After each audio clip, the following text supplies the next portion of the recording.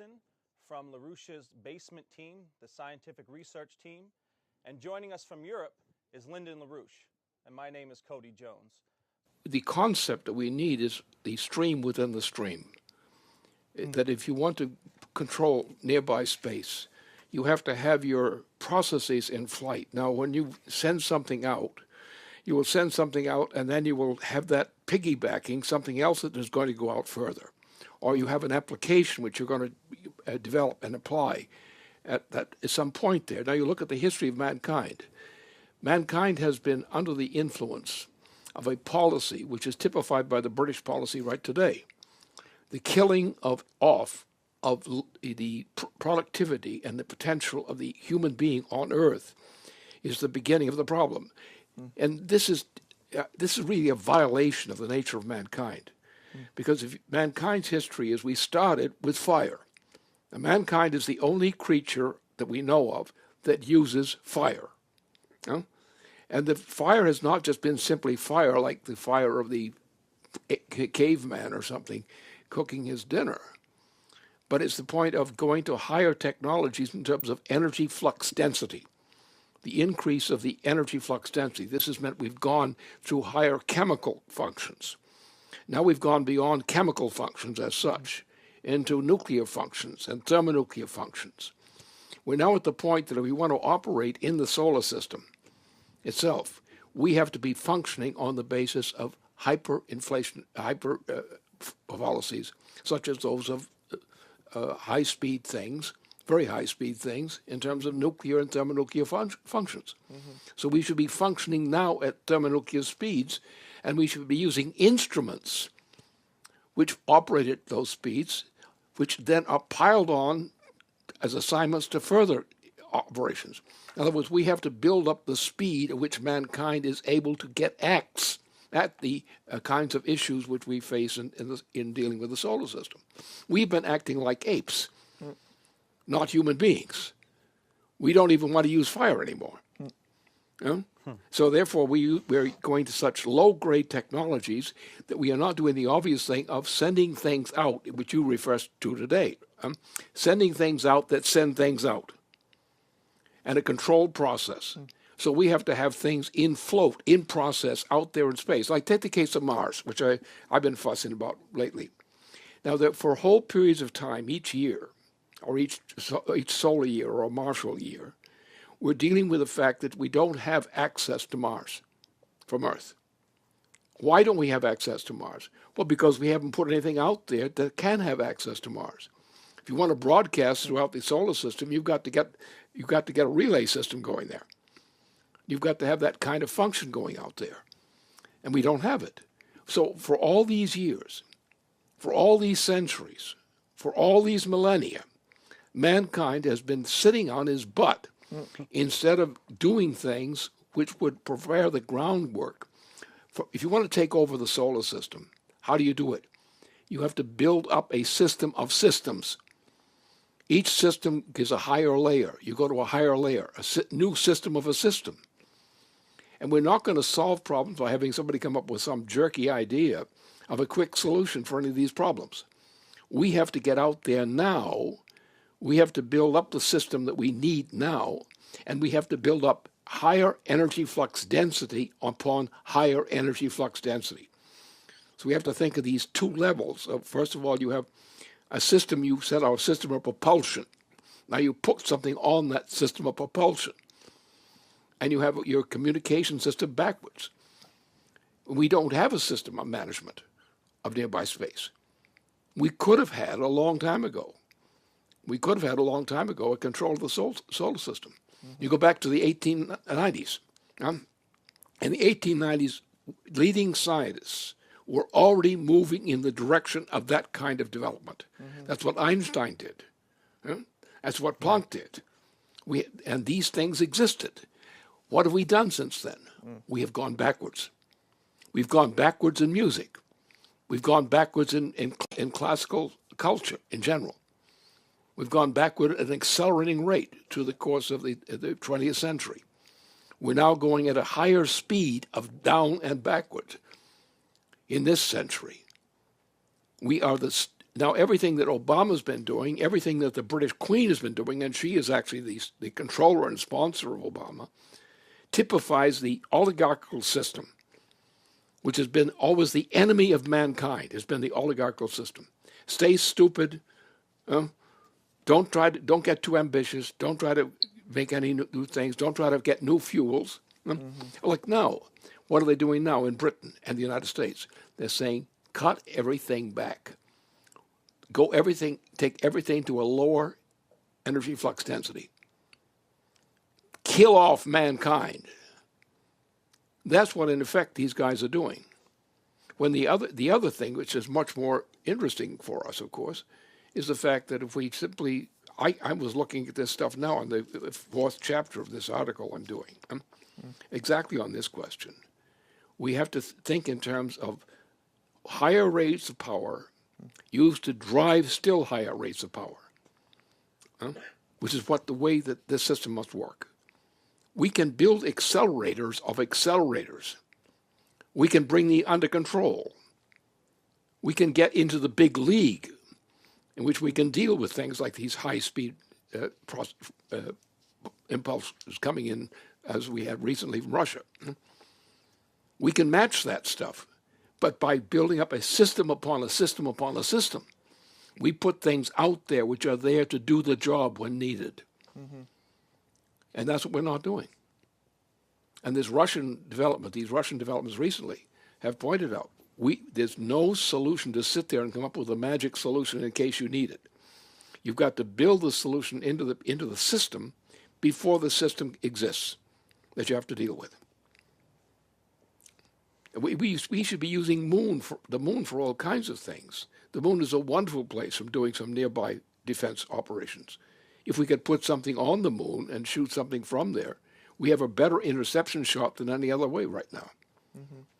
And we're not doing it. And we have to really get some people to think seriously. I don't think, of course, mankind can survive unless we get rid of what's going on now. Because it's obvious that the trends now is that because the galactic position has been changed. The solar system is now at a galactic position, which is new to it, or new to us. We must expect rougher treatment now from that system now than we did earlier. We don't know what we're up against. But the worst part of it is not that we don't know what we're up against. We haven't made an effort to find out what we're up against. And that means getting out there and building systems which are based on systems.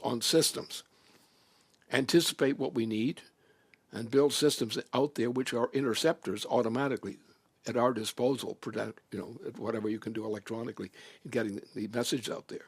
But we've got to get the messages out there, build the traps. And I was just fussing with that the past couple of days in an article I'm writing, just on this question of this. You have to get control of the stream, which controls the stream, And that's the only way that you can be adequately prepared to deal with these kinds of processes. The same thing as with man. You've got to get our children. We've got to build up their level of education in terms of scientific capabilities and so forth. That's one of your first launches. If you can build up a much more intelligent child through a better educational system in a social context, now you have a bigger chance that child will be able to do something which otherwise today we can't do.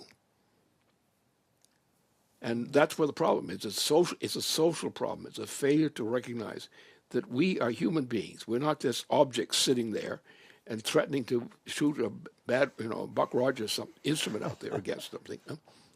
We have to populate the entire solar environment and beyond.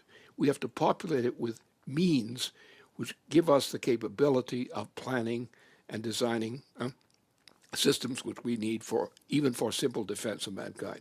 Also must increase the power of mankind per capita greatly, because it's that increase of intellectual and other power of mankind which gives us the instruments which we don't have now, which we can get in the future.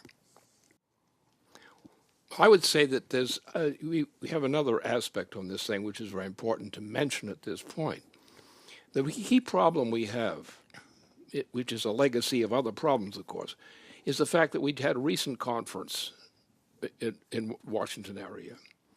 And we saw evidence that people who are capable of dealing with these subject matters are not free to speak publicly.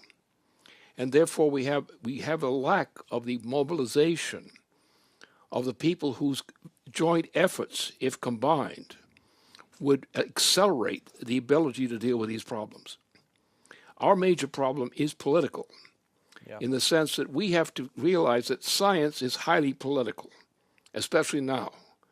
What we need is the people who have the capabilities of contributing to the scientific requirements, to have them mobilized effectively to be deployed in dealing with these problems. Because we have seen people who have the knowledge to be part of a team which, if created, would accelerate our ability to deal with these problems. We are not doing it because of the current administration and the current British monarchy, which does not want this to happen. Therefore, the political pressure from the British monarchy and from the president of the United States is now standing stalwart in the doorway and saying, you shall not enter, and we're going to kill you all anyway. We want you to reduce your population. We're telling you to go backwards, not forwards, in terms of science. We're telling you to become stupid, to become wasteful, to go to lower levels of potential activity, lower levels of energy flux density, which means that you're going to die, or death rate's going to increase. And we have a situation in the transatlantic region in particular, in which this is the case. The British monarchy tried to destroy this whole system before, our system. They weren't able to get through the Copenhagen Treaty. So the Queen went out to announce the program that she wanted. Kill people, reduce the human population, reduce the ability of people to live. And the problem is to get what we're trying to do, get these facts and the understanding of these facts more clearly presented to more people. I mean, treat that as a recruitment policy, to get people to jump in on science, to think about these things, to bring more force to bear. I think we could possibly win right now in the United States. It's possible still to win a fight against what's happening to us. And we just have to do it. But we have to not try to divorce the scientific problems from the social problems. The scientific problem is the social problem, and the social problem is the scientific problem. Right. And what we're doing is what's necessary. We just got to get more resolute and force some of these issues into more consideration.